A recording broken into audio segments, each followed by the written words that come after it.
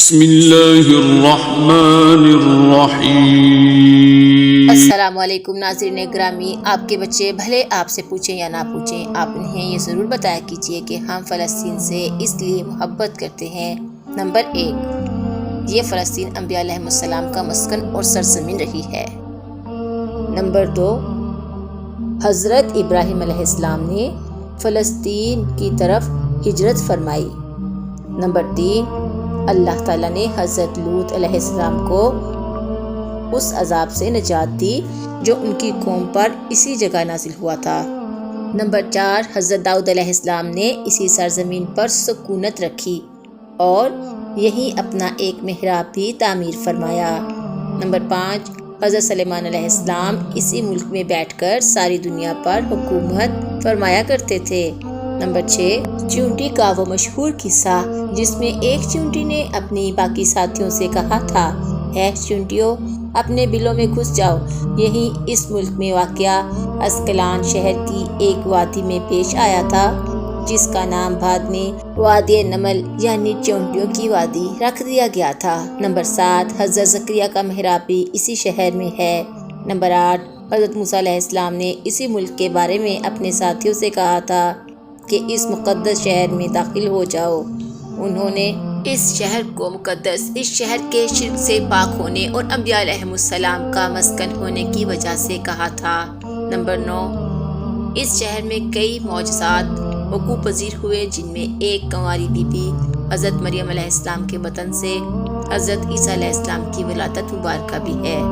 Number 10، حضرت عیسیٰ علیہ السلام کو جب ان کی قوم نے قتل کرنا چاہا تو اللہ تبارک و تعالیٰ نے انہیں اسی شہر سے آسمان پر اٹھا لیا تھا۔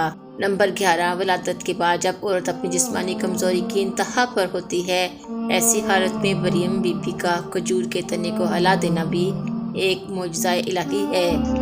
نمبر 12، قیامت کی علامات میں سے ایک حضرت عیسیٰ علیہ السلام کا زمین پر واپس تشریف اسی شہر کے مقام سفید منار کے پاس ہوگا۔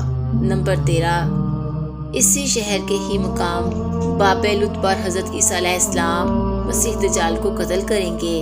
نمبر 14، فلسطین ہی ارض محشر ہے۔ نمبر 15، اسی شہر سے ہی یاجوج ماجوج کا زمین میں قتال اور فساد کا کام شروع ہوگا۔ نمبر 16، اسی شہر میں وقوع پذیر ہونے والے قصوں میں سے ایک قصہ طالوت اور جالوت کا بھی ہے۔ نمبر 17، فلسطین کو نماز کی فرضیت کے بعد مسلمانوں کا قبلہ اول ہونے کا اعزاز بھی حاصل ہے۔ ہجرت کے بعد حضرت جبرائیل علیہ السلام نے دوران نماز ہی حکم ربی سے حضور صلی اللہ علیہ وآلہ آلہ وصحبہ وسلم کو مسجد اقصی فلسطین سے بیت اللہ کعبہ شریف مکہ مکرمہ کی طرف رخ کرا کر گئے تھے۔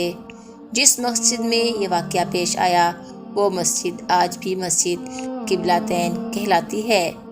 نمبر 18، حضور اکرم صلی اللہ علیہ وسلم معراج کی رات آسمان پر لے جانے سے پہلے مکہ مکرمہ سے یہاں بیت المقدس فلسطین لائے گئے۔ نمبر 19، سرور عالم صلی اللہ علیہ وسلم کی ابتدا میں انبیاء علیہ السلام نے یہاں نماز ادا فرمائی۔ اسی طرح فلسطین ایک بار پھر سارے انبیاء علیہ السلام کا مسکن بن گیا۔ نمبر 20، حضرت ابو ذر رضی اللہ تعالیٰ عنہ کہتے ہیں کہ میں نے رسول اللہ صلی اللہ علیہ وسلم سے عرض کیا کہ زمین پر سب سے پہلی مسجد کون سی بنائی گئی؟ تو آپ صلی اللہ علیہ وسلم نے فرمایا کہ مسجد الحرام یعنی خانہ کعبہ۔ میں نے عرض کیا کہ پھر کون سی مسجد بنائی گئی؟ تو آپ صلی اللہ علیہ وسلم نے فرمایا کہ مسجد الاقصی یعنی بیت المقدس۔